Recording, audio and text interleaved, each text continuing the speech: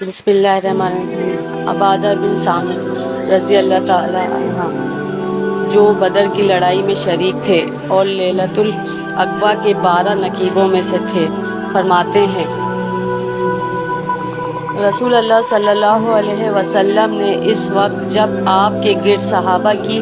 ایک جماعت بیٹھی ہوئی تھی، فرمایا کہ مجھ سے بیعت کرو اس بات پر کہ اللہ کے ساتھ کسی کو شریک نہ کرو گے، چوری نہ کرو گے، زنا نہ کرو گے، اپنی اولاد کو قتل نہ کرو گے اور نہ عمدن کسی پر کوئی ناحق بہتان باندھو گے،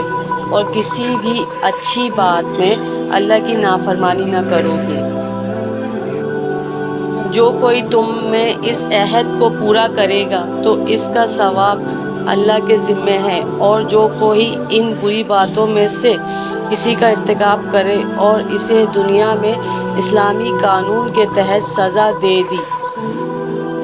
گئی تو یہ سزا اس کے گناہوں کے لیے بدلہ ہو جائے گی،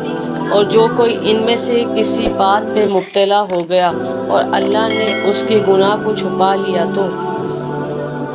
پھر اس کا معاملہ اللہ کے حوالے ہے، اگر چاہے معاف کرے اور اگر چاہے سزا دے دے۔ عبادہ کہتے ہیں کہ پھر ہم سب نے ان سب باتوں پر آپ صلی اللہ علیہ وسلم سے بیعت کر لی۔